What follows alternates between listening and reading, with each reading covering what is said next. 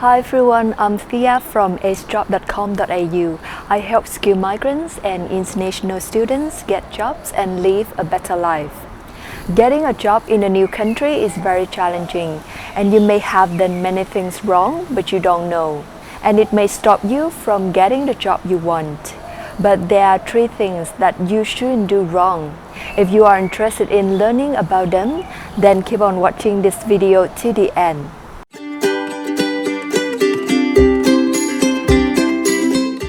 Some people want to keep the same position, or they even expect to get a higher level of the position when they move to a new country.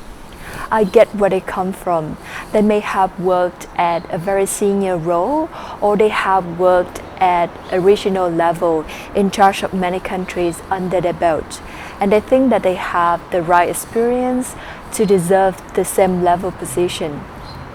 But I'm afraid that that perception is not correct, because the correct experience they've got actually may not be relevant to the new country, or is not highly appreciated there. So the first tip that I've got for you is you should pay attention to the level of the position that you want to apply.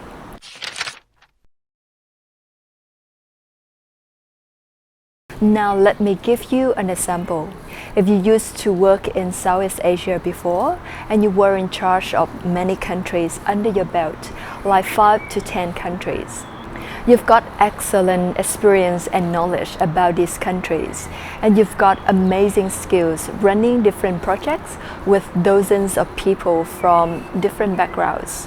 However, you want to be able to use this knowledge and experience in Australia because it is a totally different country. And hiring manager would care about how much you understand about the local market, the local way of running things here, and whether you can deliver your job, deliver results, and contribute to the country. So hiring manager would care about how much you understand the local market, the local way of running things here, or whether you can deliver your job, deliver results, given that you haven't got that local experience. So you can see that your correct experience may not be highly appreciated when you move to a new country. Secondly, you need to put yourself in the context that you are competing with so many local professionals who have many advantages than you. I wouldn't say that they are smarter, they have better skills, or they are more experienced than you. But if you put them in the context of the local country, you can see that they have more local strengths than you, such as many years of local experience. They understand the local way of running things.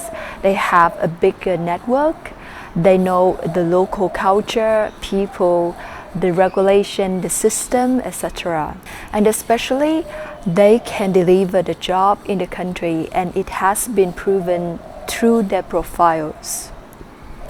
Now, if you were a hiring manager, who would you choose between a local candidate with so many advantages and a skilled migrant with so many uncertainties whether they can deliver their job, given you pay the same salary to either of them? I wouldn't recommend you to downgrade the level of the position you want to apply, because it varies case by case, depending on your profile, on the demand of your industry, and the competition level. But it's not a bad idea to prepare yourself for a lower level position. And when you can manage your expectation better, more opportunities will come your way, and it will improve the prospect of your job search. On the other hand, I wouldn't recommend you to downgrade too much to the entry level, because at that time you will be overqualified for the job you want to apply and still receive rejection emails.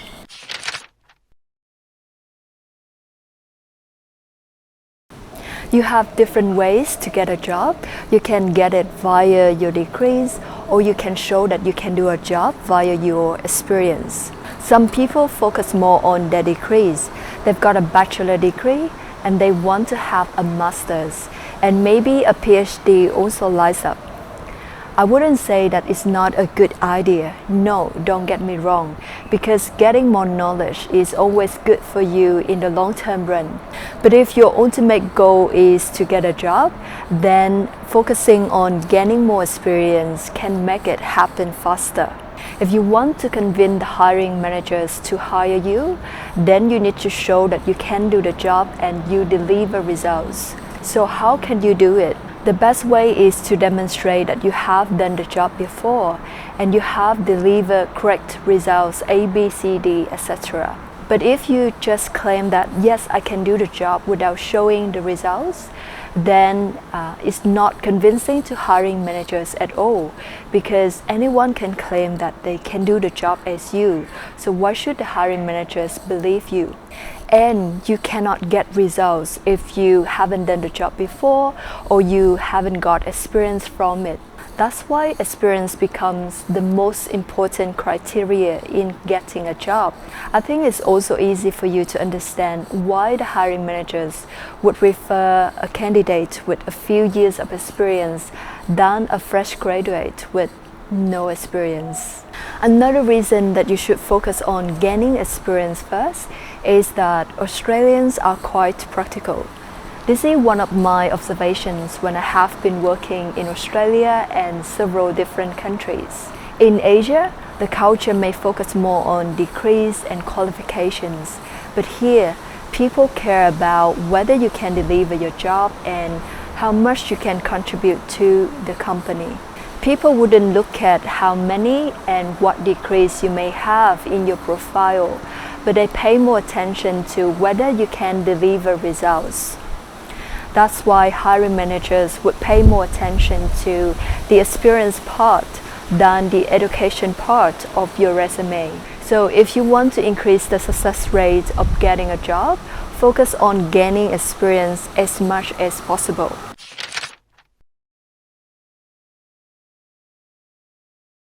Today, I'm going to share with you an insider tip that 99% of you don't know. It's very challenging for you to get a first job when you first move to a new country, but it will be easier after that. Because with the first job secure, you can gain the local experience, you can expand your network, and you know how things work locally, and you can leverage that to generate more job opportunities. But the most important thing is to get your foot in the door first.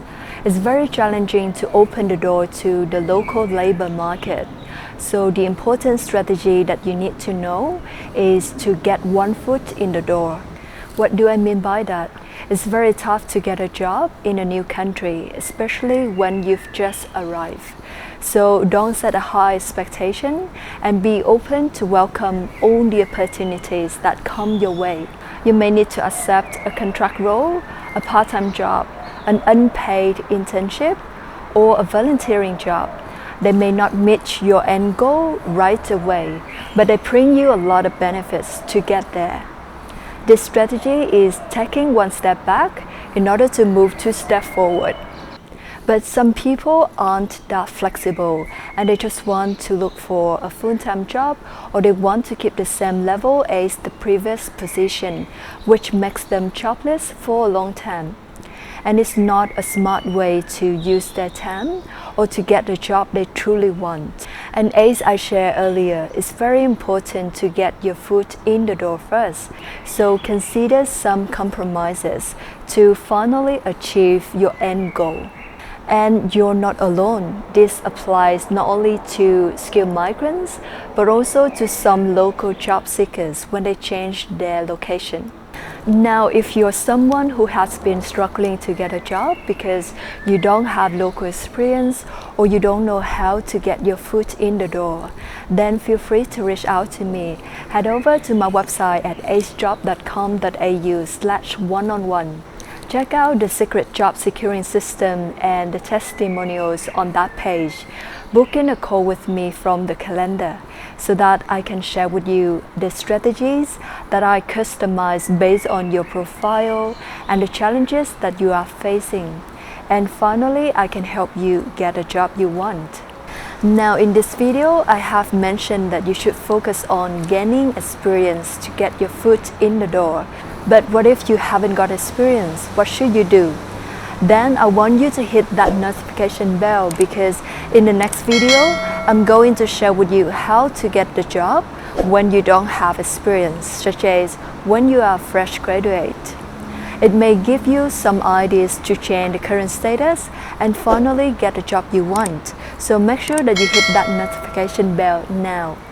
In the meantime, while you wait for that video to come out, I talk a lot about strategies, tips, advices, mistakes in getting a job for skilled migrants in these two videos right here. So make sure that you check them out. Thank you so much for watching the full video.